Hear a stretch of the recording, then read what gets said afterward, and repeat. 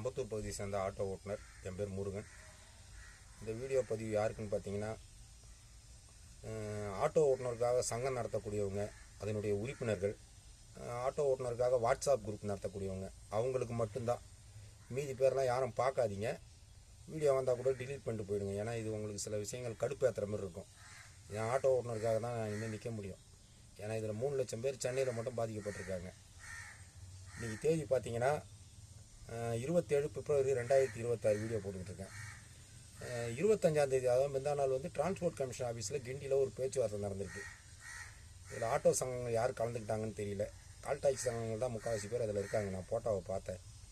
அதில் என்ன கோரிக்கை வச்சுருக்காங்கன்னா, மீட்ரு கட்டணம் மாற்றி அமைக்கணும்னு சொல்லியிருக்காங்க. சரி, நம்மளுடைய வாழ்வாதாரம் முக்கியமான பிரச்சனை, இதை மாற்றி அமைக்க முடியாதுன்னு ஏற்கனவே நான் விளக்கம் கொடுத்துட்டேன். அதை அப்புறம் பேசுவோம். சரி, அதை டிரான்ஸ்போர்ட் கமிஷன் என் கையில் இல்லை, ஹோம் செக்ரட்டரி தான் முடிவு பண்ணுன்னு சொல்லிட்டாங்க. அதான் உண்மை. அடுத்த கோரிக்கை, பைக் டாக்ஸை முறைப்படுத்தி கொடுங்க அப்படின்னு கேட்டிருக்காங்க. அதுக்கு அடுத்த 3வது முக்கியமான கோரிக்கை, அக்ரிகேட் ரூலை கொண்டு வரணும்னு சொல்லியிருக்காங்க.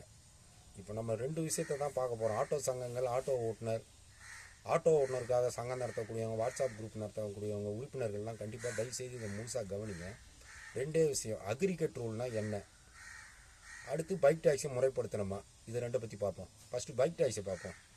இவங்கெல்லாம் என்ன நினச்சிக்கிட்டாங்கன்னா, பைக் டாக்ஸி முறைப்படுத்தினா யாரும் ஓட்ட மாட்டாங்கன்னு நினச்சிக்கிட்டாங்க. இன்றைக்கி பார்த்தீங்கன்னா ஒரு 50,000 பேர் ஓட்டுறான். காலையில் வேலைக்கு போகும்போது 50,000 பேர் லாகிங் பண்ணுறான். வரும்போது 50,000 பேர் வேலைக்கு வரும்போது அவன் ஆன் பண்ணி வரவனெல்லாம் கூப்பிட்டு வந்துடுறான். நடுவில் இடைப்பட்ட காலகட்டத்தில் ஒரு 20,000 பேர் எனி டைம் ஓட்டிக்கிட்டு இருக்கிறான். சரி, இது ஒரு முக்கியமான பிரச்சனை. இது முறைப்படுத்திட்டா ஓட்ட மாட்டாங்கன்னு இவங்க நினைக்கிறதுக்கு காரணம் என்னென்னா, அவனால் எஃப்சி இன்சூரன்ஸ் பண்ண முடியாதுன்னு இவங்க நினைக்கிறாங்க. நம்ம ஆட்டோவுக்கு எஃப்சி கட்டணம் 2,000 ரூபா, அதையே போடுவோம் அவனுக்கு. ஆனால் எஃப்சி ஃபீஸ் கவர்மெண்ட்டு கட்டுறது 350 ரூபா தான். நம்ம 2,000 ரூபாயே போட்டுப்போம். இன்சூரன்ஸு, தேர்ட் பார்ட்டி இன்சூரன்ஸு அவனுக்கு 600 ரூபா. 2,000 + 600 2,600 ரூபா ஆச்சு. பெயிண்டிங் அவனுக்கு எவ்வளோ ஆகும்னு பார்த்தீங்கன்னா, 100 ரூபாய்க்கு டப்பா எல்லா பெயிண்ட் கடையிலையும் விற்குது. அதை வாங்கி ஒரு குழுக்கு 100 ரூபாய்க்கு பெயிண்ட் அடித்தானா 2,700 ரூபாய்க்கு முடிஞ்சிடும். ஒரு புகை டெஸ்ட் எடுத்தால் 100 ரூபா.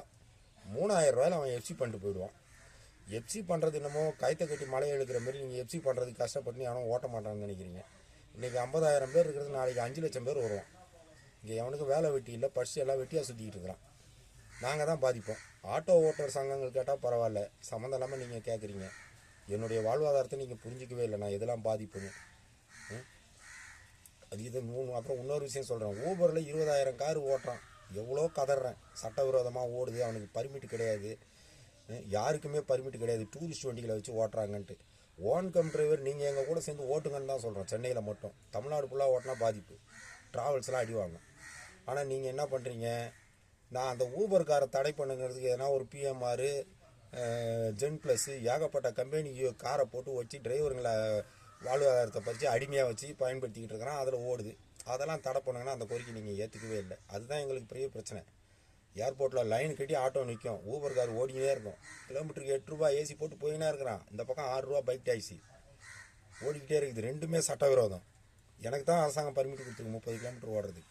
ஆனால் ஓன் கம் டிரைவர் ஓட்டுங்கன்னு நாங்கள் சொல்லிட்டோம். அப்போவும் நீங்கள் போய் அக்ரிகேட் ரூலை கொண்டு வர சொல்கிறீங்க. இந்த அக்ரிகேட் ரூல் என்னென்னா, எங்களுடைய ஆட்டோ ஓட்டுநர் 99% பேருக்கு இது தெரியாமலே அவனும் போராடுறான். இந்த மாரி அதிபுத்திசாலிகள் என்ன பண்ணுறது? அக்ரிகேட் ரூல்னால் என்ன?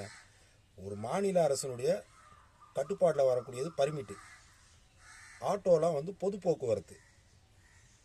சென்ட்ரல் கவர்மெண்ட் எப்படி ஒரு எலக்ட்ரிக் ட்ரெயினுக்கு கட்டணம் நிர்ணயம் பண்ணுதோ அதை மாதிரி மாநில அரசு, அதாவது தமிழ்நாடு கவர்மெண்ட்டு அரசு போக்குவரத்துக்கு எப்படி கட்டணம் நிர்ணயம் பண்ணுதோ, எம்டிசியோ மப்சல் பஸ்ஸோ எல்லாத்துக்கும் நிர்ணயம் பண்ணுற மாதிரி எங்களுக்கும் கட்டணம் நிர்ணயம் பண்ண முடியும். நாங்கள் பொது போக்குவரத்தில் வரோம். எங்களுக்கு ஒரு கட்டணம் நிர்ணயம் பண்ணி அதை மீட்ரு கொடுத்து எங்களை ஓட்டுன்னு சொல்லுது. ஆனால் நீங்கள் அக்ரிகேட் ரூலை கொண்டு வரணும்னு துடிக்கிறீங்க. அக்ரிகேட் ரூலுடைய பிரச்சனை என்னென்னா, பேசிக் பேர், அதாவது குறைஞ்சபட்ச கட்டணம் சென்ட்ரல் கவர்மெண்ட்டு அதை அறிமுகப்படுத்துகிறான். அந்த அறிமுகம் பண்ணதை யார் கொண்டு வந்து நடைமுறைப்படுத்தினா, மாநில அரசனுடைய அரசு அதிகாரிகள் இந்தமாரி ஒரு கட்டணத்தை நிர்ணயம் பண்ணி, இந்த கட்டணத்தை யாருக்காக கொண்டு வராங்கன்னா, கார்ப்பரேட் நிறுவனங்களுக்காக. அவன் பொதுமக்கள்கிட்ட அதிகமாக பணம் வாங்குறான்னு கம்ப்ளைண்ட், அதுக்காக. ஆக இந்த அக்ரிகேட் ரூல் யாருக்காக வருதுன்னா, கார்ப்பரேட் நிறுவனங்களில் கட்டுப்படுத்துறதுக்காக வர மாரி மறைமுகமாக உள்ளே வருது. இதுவே ஒரு மோசடி. சரி, இந்த அக்ரிகேட் ரூலை நடைமுறைப்படுத்திட்டால் யாருனாலும் வண்டி ஓட்டலாம். பைக் டாக்ஸிக்கும் ஒரு கட்டணம் நிர்ணயம் பண்ணுவான். டூரிஸ்ட் பர்மிட்னு கால் டாக்ஸியாக சட்டவிரோதமாக செயல்படக்கூடாதுக்கும் ஒரு கட்டணம் நிர்ணயம் பண்ணுவான். ஆட்டோவுக்கும் அவனே ஒரு கட்டணம் நிர்ணயம் பண்ணுவான். ஆட்டோவில் இருக்கிற மீட்டர் தூக்கி போட்டுருவாங்க. இப்போ பெங்களூரில் அந்த கூத்தான் நடந்துக்கிட்டு இருக்குது. கர்நாடகா ஃபுல்லாக ஆட்டோவில் மீட்டரில் கட்டணம் வாங்க முடியல. என்னுடைய உரிமை, எனக்கு மாநில அரசு 30 கிலோமீட்டருக்குள்ளே ஒரு பர்மிட்டை கொடுத்து சிட்டிக்குள்ளே ஓட்டுன்னு எனக்கு பர்மிட்டு கொடுத்துருக்குது. மீதி பேருக்கு யாருக்கும் கொடுக்கல இந்த அனுமதி. இது எல்லாம் உங்களுக்குலாம் நல்லா தெரியும். ஆனால் ஓன் கம்ப்யூட்டர் ஓட்டலான்னு சொன்னால் நீங்கள் போய் இந்த அக்ரிகேட்டர் உள்ள கொண்டு வர சொல்கிறீங்க. நாங்கள் கார்ப்பரேட் நிறுவனமே வேணாம், அரசாங்க ஆப்பில் நம்மளாம் செயல்படலாம், சென்னைக்குள்ளே மட்டும் கொண்டு கொடுக்க சொல்லலாம், ஓன் கம் டிரைவர் கால் டாக்ஸி ஓட்டுறவனும் ஆட்டோ ஓட்டுறவனும் நம்ம குறைச்சிக்கலாம் அப்படின்னா நீங்கள் என்ன பண்ணுறீங்க, கார்ப்பரேட் நிறுவனங்கள் மூலமாக செயல்படக்கூடிய அக்ரிகேட்டர் உள்ள கொண்டு வர சொல்கிறீங்க. ஆக அப்போ நீங்கள் கார்ப்பரேட்டுக்கு ஆதரவான மனநிலையில் இருக்கீங்க. எங்களால் ஏற்றுக்க முடியாது. இன்னும் அவன் எல்லாரும் வந்து ஓட்டுவான். ஆட்டோக்காரன் எங்கே போவான்? இன்றைக்கே பாருங்கள், பைக் 6 ரூபா, வேகனார் கார் ஊபரில் 8 ரூபா. நடுவில் நிற்கிறோம். நாயா போய் அடிபட்டு கிடக்குறான். 500 1000 ரூபா 500 ரூபா ஓட்டுறதுக்கு அவ்வளோ தலைகீழ தண்ணி குடிக்கிறான் மெட்ராஸில் ஆட்டோ ஓட்டுறவன். இதில் இன்றைக்கி ஒரு புத்திசாலி ஒரு வீடியோ போட்டிருந்தார், எனக்கு பார்வை பண்ணியிருந்தாங்க. அவர் ஒரு கேள்வி கேட்குறாரு. 10 லட்ச ரூபா காருக்கு ரேட்டு கம்மியாக போடுறான், 3 லட்ச ரூபா ஆட்டோவுக்கு அதிகமாக போடுறான், ஆட்டோக்காரங்களாம் நல்லா இருக்கிறாங்க. இதெல்லாம் எங்கே போய் சொல்கிறது? 10 லட்ச ரூபா காரு உனக்கு என்ன பர்ச்சேஸு கொடுத்துருக்குறாங்க? பைக் டாக்ஸிக்காரனுக்கு உங்களுக்கு என்ன வித்தியாசம்? ஆட்டோக்காரங்களாம் நல்லா இருக்கிறாங்களாம். அவர் வீடியோ போட்டிருக்கிறார். 3 லட்ச ரூபா ஆட்டோவுக்கு ரேட் அதிகம், என்ன அரசாங்கம் பர்மிஷன் கொடுத்து ஓட்ட சொல்லியிருக்குப்பா, உனக்கு எந்த பர்மிஷன் கொடுத்துருக்கு? தவறான பதிவுகளை போடுறது, இருக்கிறவனை வெறுப்பேற்றுற மாரி பண்ணுறது.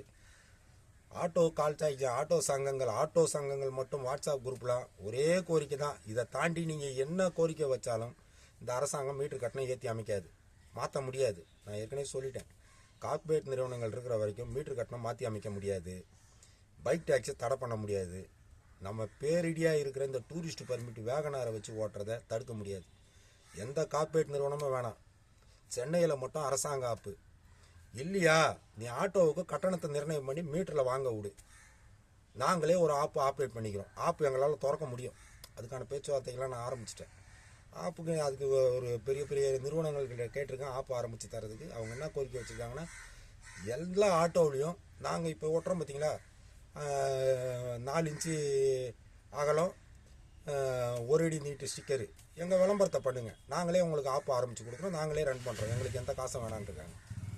இதில் நம்ம அதில் ஆட்டோ ஆப்ரேட் பண்ணிட்டு போயிடலாம், மீட்ரு போட்டு ஓட்டு போயிடலாம். இதுதான் நடைமுறை, இதுதான் சாத்தியமாகும். கார்ப்பரேட் நிறுவனங்கள் இருக்கிற வரைக்கும் மீட்டர் கட்டணம் மாற்றி அமைக்க முடியாது, பைக் டாக்ஸை ஒழிக்க முடியாது. ஊபரில் சட்டவிரோதமாக ஓடக்கூடிய சட்டவிரோதம் வேகனார் கார் கட்டுப்படுத்த முடியாது.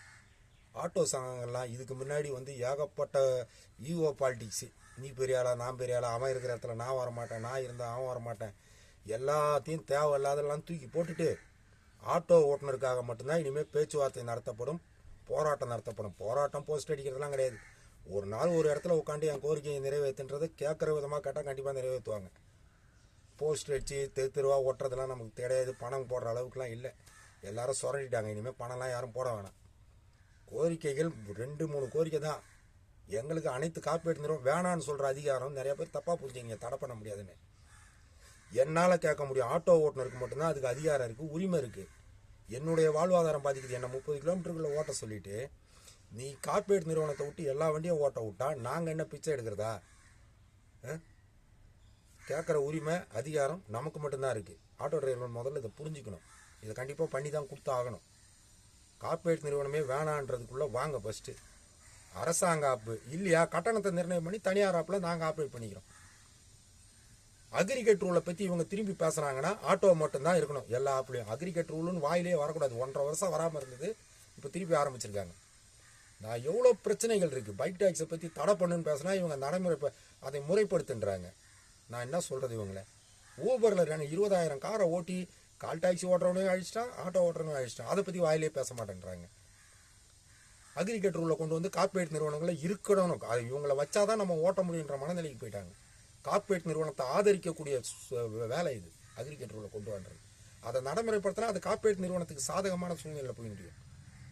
நீங்கள் சென்னையில் மட்டும்னா ஒரு சவாரி எல்லாருக்கும் இருக்கும், ஏதோ பிரித்து ஓட்டிக்கலாம். நீங்கள் தமிழ்நாடு ஃபுல்லாக இந்த கார்ப்பரேட் நிறுவனம் அக்ரிகேட் ரூலை கொண்டு வந்து நடைமுறைப்படுத்திட்டாங்கன்னா மப்சலில் டூரிஸ்ட் ஓட்டுறவன் என்ன பண்ணுவான்? காரணம் இருக்குது. நீங்கள் பாரத் டாக்ஸியில் பார்த்தீங்கன்னா அதில் ஒரு ஷார்ட் யாருன்னா கேட்டால் சொல்லுங்கள், நான் அனுப்பி விட்றேன். கிலோமீட்டருக்கு செடான் 12 லட்ச ரூபா, மாருதி டிசைருக்கு 9 ரூபா போடுறாங்க நார்மல் டயத்தில். பாரத் ஆப்பில், சென்ட்ரல் கவர்மெண்ட் வர ஆப்பில் பீக் ஹவர்ஸில் 13 ரூபா 12 ரூபா 12 ரூபா அவனுக்கு போட்டு 9 ரூபா நார்மல் டயத்தில் போட்டால் ஆட்டோவுக்கு என்ன போடுவான்? வர்றவங்க பார்த்து அவர் டப்பா மாட்டி வச்சுருப்பாங்க ஆட்டோவில், உங்களுக்கு விருப்பப்பட்டதை பிச்சையாக போட்டு போங்கன்னு சொல்ல வரானா சென்ட்ரல் கவர்மெண்ட்டு? இதுக்கும் ஒருத்தர் வீடியோ போட்டு கேள்வி கேட்குறாரு. ஆட்டோவுக்கு வந்து 3 லட்ச ரூபா ஆட்டோவுக்கு இவ்வளோ காசு வாங்குறாங்க, நல்லா தான் இருக்கிறாங்க, கொஞ்சம் மூளை யூஸ் பண்ணியா? உனக்கு என்ன பர்மிட் கொடுத்துருக்குறான்? நான் பேசாமல் ஒதுங்கி போனால் பேச வைக்கிறீங்க. நீ பண்ணக்கூடியது சட்டவிரோத செயல். நீ ஆட்டோ 3 லட்ச ரூபா ஆட்டோவுக்கு இப்போ இவ்வளோ ரேட்டு காட்டுதுன்னு நீயே பதிவு போடுறீங்க. உங்களுக்குலாம் மனசாச்சே இல்லையா? இந்த ஒரே கோரிக்கை தான் ஆட்டோ சங்கங்கள்லாம் இதுக்கு மேலே உஷாராயிக்குங்க. நமக்காக நம்ம தான் போய் போராடணும். போராட்டம்லாம் கிடையாது, செய்முறை எல்லாமே இனிமேல் செயல் வடிவம் தான். செய்முறை செஞ்சுட்டு செயல் வடிவம் கொடுத்துறது தான். ஒரே கோரிக்கை தான், எந்த கார்பரேட் ஆப்பும் வேணாம். ஆப்பு இருந்தால் பைக் டேக்ஸ் இருக்கும், மீட்டர் கட்டணம் ஏற்ற மாட்டான், சட்டவிரோதமாக ஊபர் 20,000 காய் வச்சு ஓட்டுவான், ஈவி ஆட்டோலாம் ஓடும். எந்த ஆப்பும் வேணாம். அரசாங்க ஆப்பு கொடுத்தா கொடு, இல்லை எல்லாத்தையும் தடை பண்ணிவிட்டு எனக்கு ஒரு கட்டணத்தை நிர்ணயம் பண்ணி கொடு. தனியார் ஆப்பை நாங்களே ஆப்ரேட் பண்ணிக்கிறோம் சங்கங்கள் சார்பில். இந்த கோரிக்கையை ஏற்றுக்கக்கூடிய ஆட்டோ சங்கங்கள் வாட்ஸ்அப் குரூப்லாம் மட்டும் என்னுடைய மொபைல் நம்பருக்கு வாங்க. புதுசாக நாங்கள் ஒரு கூட்டமைப்பு மாதிரி உருவாக்கிடுவோம். நேற்றே இது விஷயமா ஒரு 8 சங்கங்களுக்கு பேசுனாங்க. ஏன்னா இனிமேல் நம்ம தான் போராடணும், நம்ம தொகுத்து ஏமாந்துக்கிட்டே இருக்கிறோம் அப்படின்ட்டு. அந்த வாட்ஸ்அப் குரூப்பினுடைய பேர் என்னென்னா ஒன்லி ஆட்டோ யூனியன். அதனுடைய வாட்ஸ்அப் குரூப்பில் வாட்ஸ்அப் குரூப்போ ஆட்டோ ஓட்டுநருக்கு மட்டும்தான் இது. மீதி யாரும் உள்ளே வராதிங்க, இந்த வீடியோ கூட பார்க்காதீங்க, டிலீட் பண்ணிட்டு போயிடுங்க. என்னுடைய நம்பர் சொல்கிறேன், நோட் பண்ணிக்கங்க. 9032390323. தமிழில் சொல்கிறேன், 90 323 90 323. ஆட்டோ ஓட்டுநருக்காக போராடக்கூடிய சங்கம். உண்மையிலே நாங்கள் ஆட்டோக்காரங்களுக்கு தான் போராட போகிறோம்னு சங்கம் ஆரம்பித்தவங்க, வாட்ஸ்அப் குரூப் வச்சுருக்கவங்களாம் கண்டிப்பாக கலந்துங்க. ஏதாவது பண்ணி இதை முடிவு கொண்டு வரலாம். மற்றபடி வேறு யாரும் தயவுசெய்து கால் டாக்ஸிக்காரங்களாம் எங்கள் லைனில் வராதிங்க. பட்டதே போதும். போராட்டம்னு ஆரம்பிச்சுட்டு அப்புறம் எங்கள் பிரச்சனையை மட்டும் பேசுகிறதே கிடையாது. நாங்கள் பைக்கை தடை பண்ணுனா நீங்கள் முறைப்படுத்துன்றீங்க. முறைப்படுத்தினா நாங்கள் தாங்க நிறுத்தி எடுக்கிறோம். காரில் போகிறோம், எங்கள் பைக்கில் போகிறோம், ஆட்டோவில் போகிறோம் தாங்க காரில் போயின்னுக்கிறோம். சாரி, 2 வீலரில் போகிறவங்களாம் ஆட்டோவை விட்டுட்டு தாங்க போகிறோம். எங்களுக்கு போதும் நீங்கள் பண்ணதெல்லாம். இவ்வளோ காலம் போராடினதுக்கு ரொம்ப நன்றி. வேறு யாருனாலும் வாங்க, ஆனால் ஆட்டோ சங்கம் மட்டும் வாங்க. இனிமேல் ஆட்டோவுக்கு தனியாக தான் போராடுவோம். யாரையும் நம்பி இனிமேல் பின்னாடி போய் நாசமாக போகிறதுக்கு நாங்கள் தயாராக இல்லை. நன்றி, வணக்கங்க. என் பேர் முருகன்.